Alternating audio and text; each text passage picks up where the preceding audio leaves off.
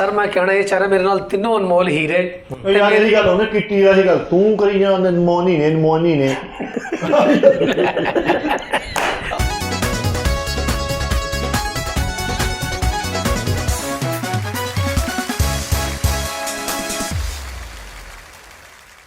Okay okay यार लो जी okay क्यों देता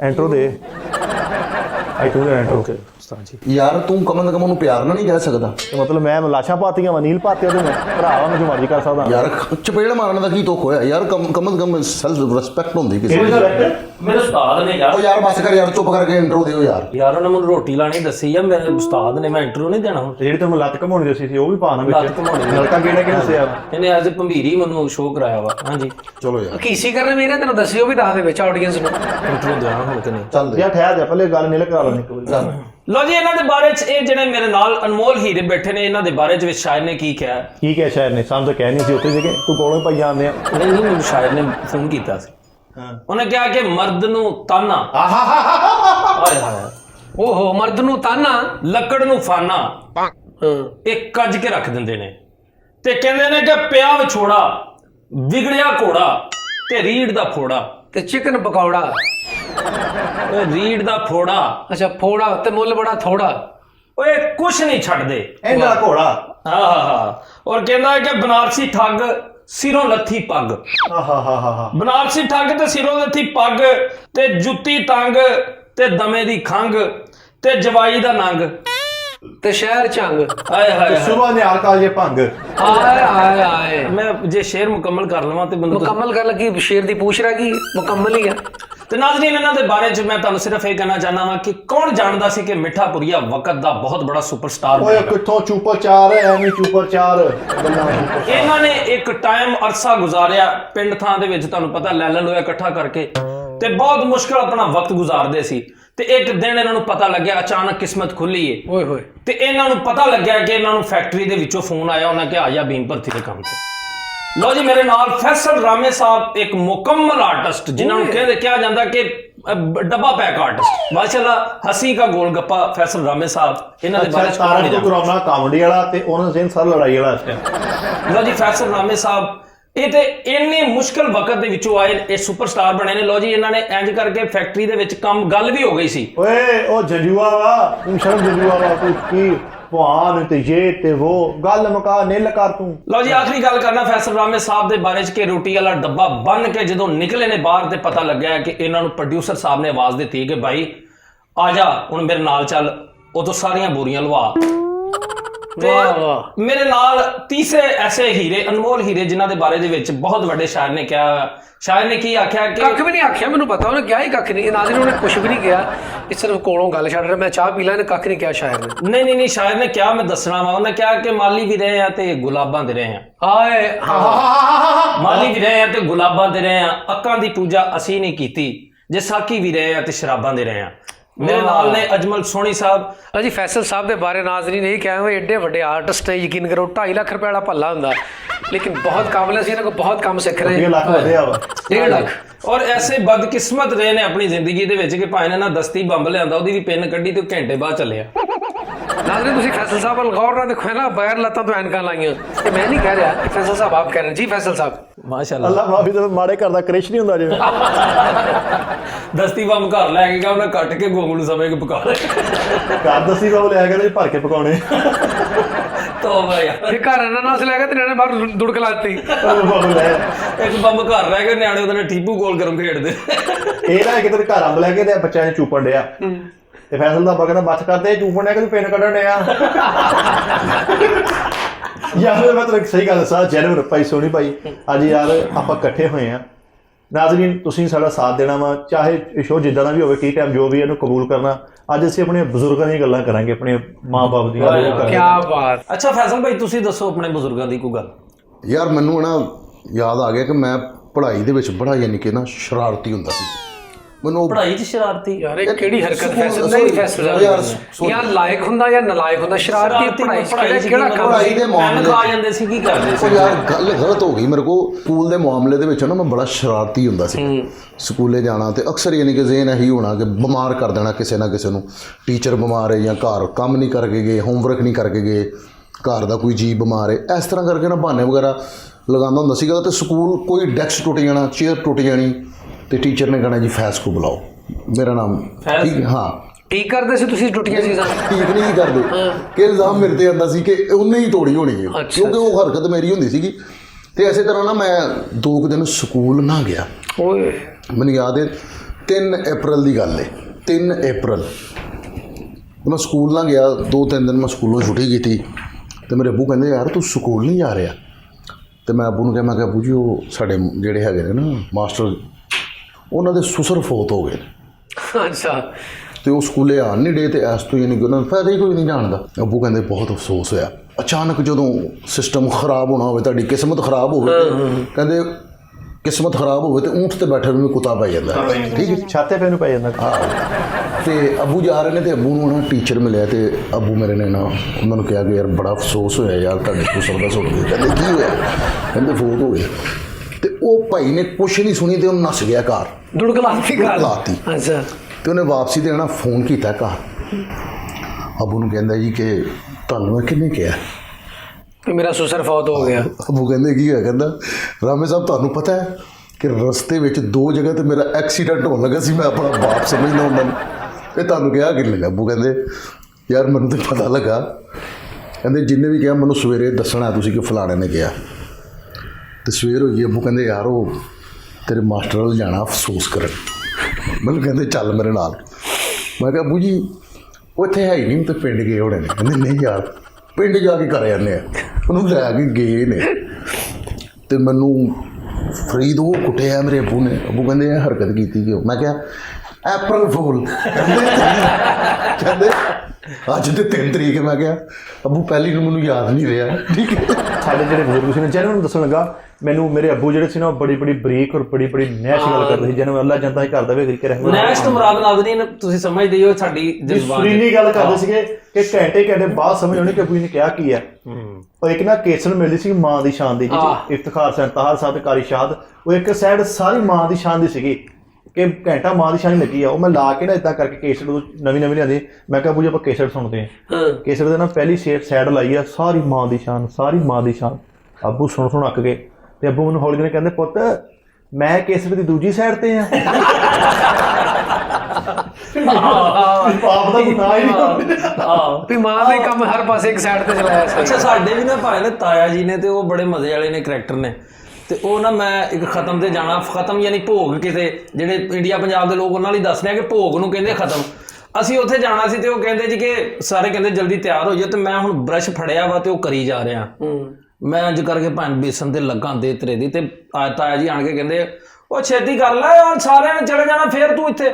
ਮੈਂ ਕਿਹਾ ਜੀ ਓਕੇ। ਮੈਂ ਫੇਰ ਲੱਗਾ ਵਾ। ਉਹ ਫੇਰ ਆਏ, ਉਹ ਛੇਤੀ ਕਰ ਤੈਨੂੰ ਕਹਿੰਦਾ। ਮੈਂ ਫੇਰ ਲੱਗਾ।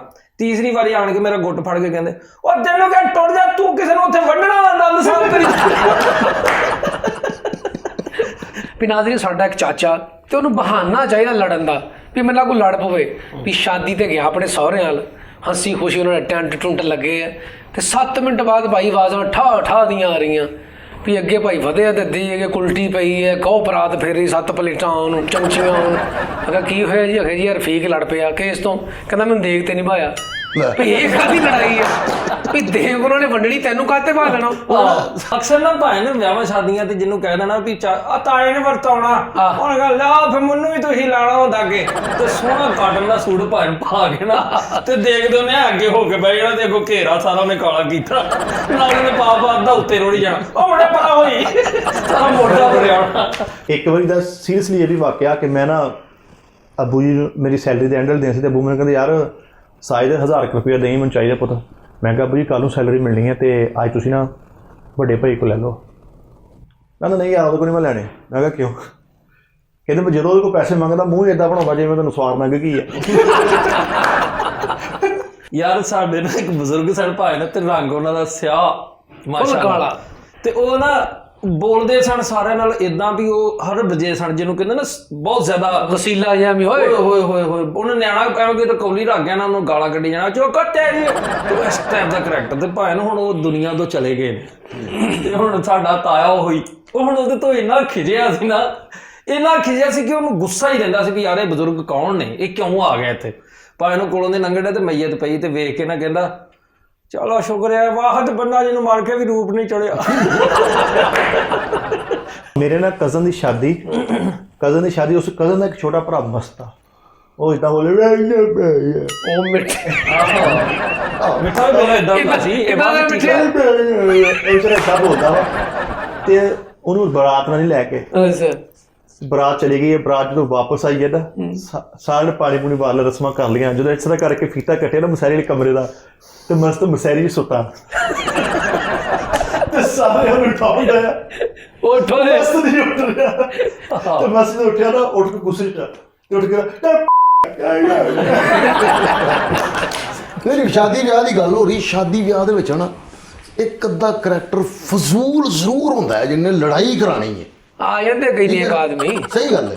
ਹੁਣ ਇੱਕ ਵੱਡਾ ਜਵਾਈ ਹੈ, ਉਹਨੂੰ ਐਵੇਂ ਜਾ ਕੇ ਕਹੀ ਜਾਣਾ ਜਵਾਈ ਵੱਡਾ ਤੂੰ ਹੈ, ਉਹ ਵੇਖ ਸੇਵਾ ਉੱਥੇ ਛੋਟੇ ਦੀ ਕਰੀ ਜਾ। ਉਹਨੇ ਅੰਦਰ ਜਾ ਕੇ ਆਪਣੀ ਬੁੜੀ ਨੂੰ ਕਹਿਣਾ ਚੱਲ ਕੱਪੜੇ ਚੁੱਕ ਸੀ ਰਹਿਣੇ। ਸਹੀ ਗੱਲ। ਉਹਨੂੰ ਸਾਰੇ ਮਨਾਣ ਦੇ ਨੇ, ਉਹ ਨਹੀਂ ਮੰਨਣ ਡਿਆ। ਉਹ ਜਿਹੜਾ ਫਜ਼ੂਲ ਕਰੈਕਟਰ ਜਿਹਨੇ ਤੀਲੀ ਲਾਈ ਹੁੰਦੀ ਹੈ ਨਾ, ਉਹ ਫਿਰ ਐਂਡ ਤੇ ਆ ਕਹਿੰਦਾ ਹੁਣ ਮੇਰੇ ਮੂੰਹ ਵੱਲ ਨਹੀਂ ਵੇਖਣਾ ਤੂੰ, ਚੱਲ ਅੰਦਰ ਵੱਡੇ ਆ ਤੇਰੇ ਮਾਂ ਬਾਪ ਆ। ਅੱਛਾ ਭਾਈ ਇੱਕ ਹੋਰ ਗੱਲ ਹੁੰਦੀ ਆ ਵੀ ਜਦੋਂ ਕਿਸੇ ਦਾ ਰਿਸ਼ਤਾ ਸਹੁਰਿਆਂ ਚੋਂ ਵੇਖ ਲਿਆ ਨਾ ਕਿਤੇ, ਤੇ ਹੁਣ ਵੱਡੇ ਜਵਾਈ ਕੋਲੋਂ ਨਹੀਂ ਪੁੱਛਿਆ ਤੇ ਉਹ ਹੁਣ ਨਾਰਾਜ਼। ਅੱਛਾ ਤੁਸੀਂ ਅਗਲੇ ਘਰ ਗਏ ਨਾ, ਤੁਸੀਂ ਵੇਖਿਆ ਕੁੜੀ ਵੇਖੀ ਹੈ ਜਾਂ ਮੁੰਡਾ ਜਿਹਦਾ ਵੀ ਰਿਸ਼ਤਾ ਕਰਨ ਦੇ ਅੱਗੇ ਅਗਲੇ ਘਰ 'ਚ ਵੇਖਿਆ ਵੀ ਕੁੜੀ ਠੀਕ ਆ ਜਾਂ ਮੁੰਡਾ ਠੀਕ ਹੈ ਨਾ, ਤੇ ਉਹ ਕੋਲੋਂ ਦੀ ਨਾ ਇੰਝ ਲੰਘਿਆ ਨਾ, ਤੇ ਹੁਣ ਕਿਉਂਕਿ ਉਹਨੂੰ ਨਹੀਂ ਪਸੰਦ, ਤੇ ਉਹਨੇ ਬਾਹਰ ਆ ਕੇ ਵੇਖਿਆ ਨਾ ਤੇ ਉਹਨੇ ਕਿਹਾ ਮੈਨੂੰ ਲੱਗਦਾ ਮਾੜੇ ਨਾਲ ਟੀਰਾ ਵੇਖਦੀ ਕੁੜੀ। ਯਾਰ ਸਹੀ ਦੱਸਾਂ ਲੱਗਾ ਮੇਰਾ ਕੋਈ ਗੱਲ ਨਹੀਂ ਲੱਭੀ ਨਾ, ਸਗਾ ਤਾਇਆ ਸਾਰਾ ਵਿਆਹ ਸੁੱਖ ਸ਼ਾਂਤੀ ਨਾਲ ਹੋ ਗਿਆ। ਮੇਰੇ ਵੱਡੇ ਭਾਈ ਸ਼ਾਦੀ ਸਗਾ ਤਾਇਆ ਭਾਜੀ, ਬਰਾਤ ਚਲੀ ਗਈ, ਨਿਕਾਹ ਹੋ ਗਿਆ। ਨਿਕਾਹ ਤੋਂ ਠੀਕ ਨਾ 15-20 ਮਿੰਟਾਂ ਬਾਅਦ ਤਾਇਆ ਬਾਹਰ ਫਿਰਨਾ, ਤੇ ਉੱਥੇ ਜਿੱਥੇ ਬਰਾਤ ਗਈ ਉੱਥੇ ਦੇ ਲੋਕਾਂ ਨਾਲ ਸਾਡੀਆਂ ਚੁਗਲੀਆਂ ਕਰਨ ਡਿਆ। ਚੁਗਲੀ ਕੀ ਕਰਨ ਡਿਆ? ਕਿੰਨੀ ਕੁ ਵੱਡੀ ਗੱਲ ਹੋਣੀ ਕਿ ਚੁਗਲੀਆਂ ਕਰਨ ਡਿਆ। ਆ ਦੇਖ ਲਾ ਬੇਟਾ ਦੀ ਡੱਬੀ ਦਿੱਤੀ, ਐਡਾ ਮਰਿਆ ਸ਼ੁਹਾਰਾ ਆਇਆ ਤਾਂ ਮੈਂ ਤਾਇਆ ਸਗਾ ਤਾਇਆ। ਮੇਰੇ ਚਾਚੂ ਨੇ ਰਫੜਗੀ ਪਾਇਆ, ਉਹ ਵੀ ਵੱਡਾ ਜਵਾਈ ਹੈ ਆਪਣੇ ਯਾਨੀ ਕਿ ਇਲਾਕੇ ਦਾ। ਇਲਾਕੇ ਦਾ ਉਹ ਬਦਮਾਸ਼ ਹੁੰਦਾ, ਚੌਰੀ ਹੁੰਦਾ ਇਲਾਕੇ ਦਾ। ਉਹ ਪਿੰਡ ਨੇ ਨਾ, ਪਿੰਡ ਦੇ ਵਿੱਚ ਜਾਣ ਤੇ ਉਹ ਸਾਰੇ ਕਹਿੰਦੇ ਯਾਰ ਪਿੰਡ ਦਾ ਜਵਾਈ ਆ, ਉਹ ਇੱਜ਼ਤ ਆਉਂਦੀ ਯਾਨੀ ਕਿ ਕਰਦੇ ਨੇ। ਤੇ ਉਹਨੇ ਰਫੜਗੀ ਪਾਇਆ, ਕਹਿੰਦਾ ਜੀ ਮੈਂ ਲਾੜੇ ਵਾਲੀ ਗੱਡੀ ਤੇ ਫਰੰਟ ਤੇ ਬਹਿਣਾ ਯਾਰ। ਆਹ ਰਫੜ ਪਾਇਆ। ਮੇਰਾ ਸਕਾ ਮਾਮਾ, ਜਿਹੜੀ ਤੁਹਾਨੂੰ ਵਾਕਿਆ ਸੁਣਾਇਆ ਨਾ ਮੇਰੀ ਆਪਣੀ ਫੈਮਿਲੀ ਦੇ, ਮੇਰਾ ਸਕਾ ਮਾਮਾ ਵਾਲਾ ਜਨਤਾ ਹੀ ਕਰਦੇ ਹੋਏ ਨਾ, ਮੇਰੇ ਵੱਡੇ ਭਾਈ ਦੀ ਸ਼ਾਦੀ ਤੇ ਯਾਰ ਜਿੱਥੇ ਲੇਡੀਜ਼ ਜਿਸ ਕਮਰੇ ਵਿੱਚ ਪਈਆਂ ਨਾ ਉੱਥੇ ਜਾ ਕੇ ਪੈ ਗਏ। ਵੀ ਬਜ਼ੁਰਗਾਂ ਘੱਟ ਹਯਾ ਪੂਰਾ ਬਰਾਬਰ ਹੁੰਦਾ ਸੀ ਯਾਰ, ਉਹਨਾਂ ਨੂੰ ਕੋਈ ਨਹੀਂ ਸੁਣਦਾ। ਤੇ ਮੇਰੇ ਤਾਏ ਨੇ ਕਿਹਾ ਭਾ ਉੱਠ ਜਾ, ਇੱਥੇ ਲੇਡੀਜ਼ ਦੇ ਪੈਣਾ, ਤੇ ਧੋਤੀ ਪਾਈ ਆ, ਸਲੂਕਾ ਪਾਇਆ, ਦੇਖੋ ਆ ਯਾਰ ਇੱਥੇ ਪਤਾ ਕਿਹੜੀਆਂ ਲੇਡੀਆਂ ਨੇ ਪੈਣਾ।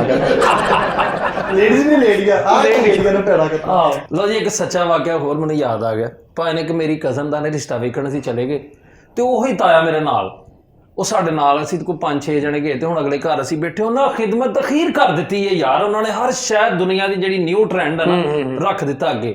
ਤੇ ਤਾਏ ਨੂੰ ਹੁਣ ਕਿਉਂਕਿ ਤਾਇਆ ਥੋੜਾ ਮਸ਼ਵਰਾ ਨਹੀਂ ਸੀ ਲੈਂਦੇ, ਤਾਇਆ ਥੋੜਾ ਹੋਰ ਟੈਪ ਸੀ, ਕੂਲ ਟੈਪ, ਵੀ ਉਹਨੇ ਹੋਰ ਹੀ ਗੱਲ ਕਰ ਦੇਣੀ। ਤੇ ਉਹ ਨਾ ਉਹਦੇ ਕੋਲ ਮਸ਼ਵਰਾ ਨਹੀਂ ਲਿਆ, ਤੇ ਸਾਰਿਆਂ ਨੇ ਉਹਨੂੰ ਨਾ ਕੋਈ ਪੈਸੇ ਪੂਸੇ ਦੇ ਕੇ ਮਨ ਮੁੰਨ ਕੇ ਆ ਗਏ। ਤੇ ਹੁਣ ਨਾ ਬਾਹਰ ਆ ਗਏ ਨਾ, ਤੇ ਹੁਣ ਤਾਇਆ ਕਹਿਣ ਡਿਆ ਮੈਨੂੰ ਨਹੀਂ ਪਸੰਦ। ਕਹਿੰਦੇ ਹੋਇਆ ਕੀ? ਆ ਮੁੰਡੇ ਨੇ ਐ ਕਰਕੇ ਪੱਪੀ ਵੱਡੀ ਸੀ। ਸ਼ਾਦੀ ਤੋਂ ਬਾਅਦ ਮੈਂ ਕਰਾਚੀ ਗਿਆ, ਮੇਰੇ ਸਸੁਰਾਲ ਵਾਲੇ ਕਰਾਚੀ ਦੇ ਨੇ। ਪਹਿਲੀ ਦਫਾ ਤੇ ਉੱਥੇ ਮੇਰੀ ਪਹਿਲੀ ਦਾਵਤ ਹੋਈ ਹੈ। ਮੇਰਾ ਚਾਚਾ ਸੋਹਰਾ, ਮੇਰੀ ਯਾਨੀ ਕਿ ਸੁਸਰ ਦਾ ਛੋਟਾ ਭਾਈ, ਉਹਨੇ ਦਾਵਤ ਕੀਤੀ ਹੈ ਮੇਰੀ। ਤੇ ਮੈਨੂੰ ਕਹਿੰਦਾ ਬੇਟਾ ਕਿਹੜੀ ਸ਼ੈ ਤੂੰ ਫੇਵਰਟ, ਤੇਰੀ ਕਿਹੜੀ ਸ਼ੈ ਹੈ ਜਿਹੜੀ ਪਸੰਦ? ਮੈਂ ਕਿਹਾ ਫੇਵਰਟ ਸ਼ੈ ਮੈਂ ਕੀ ਦੱਸਾਂ, ਜੋ ਯਾਨੀ ਕਿ ਹੋਵੇ। ਦਾਵਤ ਕਹਿੰਦੇ ਨਹੀਂ ਪੁੱਤਰ ਤੂੰ ਦਾਵਤ 'ਤੇ ਆਉਣਾ, ਮੈਨੂੰ ਦੱਸ ਕਿਹੜੀ ਸ਼ੈ ਪਸੰਦ। ਉਹਨੂੰ ਮੈਂ ਕਿਹਾ ਮੈਂ ਗੁੜ ਵਾਲੇ ਚਾਵਲ ਬੜੇ ਸ਼ੌਕ ਨਾਲ ਖਾਂਦਾ। Very good. ਠੀਕ ਹੈ ਕਹਿੰਦੇ।